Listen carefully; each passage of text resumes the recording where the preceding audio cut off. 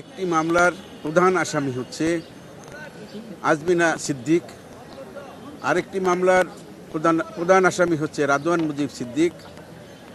এই দুটি মামলাই টিউলিপ সিদ্দিক ২ নম্বর প্রধান আসামি হিসাবে আছেন এবং সাবেক প্রধানমন্ত্রী শেখ হাসিনা ৩য় প্রধান আসামি হিসাবে আছেন।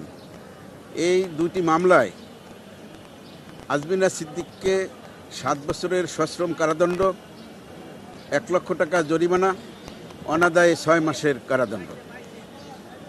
এই মামলার অন্যান্য আসামিদের ক্ষেত্রে টিউলিপ রেজনা সিদ্দিককে ২ বছরের সশ্রম কারাদণ্ড, ১ বছরে ৬ মাসের অনাদায়ে ৬ মাসের ১ লক্ষ টাকা জরিমানা এবং অনাদায়ে ৬ মাস, এবং অন্যান্য আসামিদের জন্য শেখ হাসিনা সহ ৫ বছরের সশ্রম কারাদণ্ড, প্রত্যেককে ৫ বছরের সশ্রম কারাদণ্ড, ১ লক্ষ টাকা জরিমানা, অনাদায়ে ৬ মাসের কারাদণ্ড।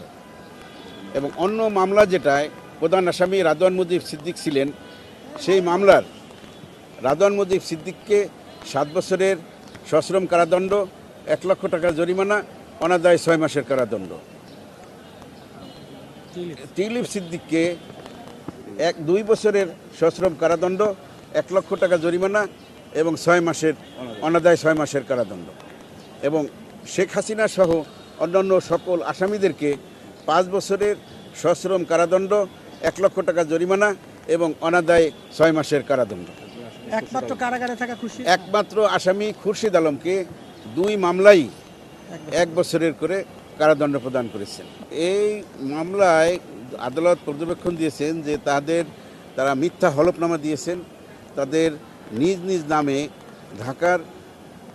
ঢাকায় এবং ঢাকার আশেপাশে রাজুকের এলাকাধীন জায়গাতে, তাদের অভিজাত এলাকায় তাদের নামে ফ্ল্যাট এবং জমি থাকা সত্ত্বেও তারা মিথ্যা হলফনামা প্রদান করে এই প্লটগুলি হাতিয়ে নিয়েছেন শেখ হাসিনা এবং টিউলিপ সিদ্দিকের সহযোগিতায় এবং সরকারের অন্যান্য কর্মকর্তা এবং রাজুকের কর্মকর্তাদের সহায়তায়। সেই ক্ষেত্রে আদালত উক্ত প্লটটি বাজেয়াপ্ত ঘোষণা করেছে।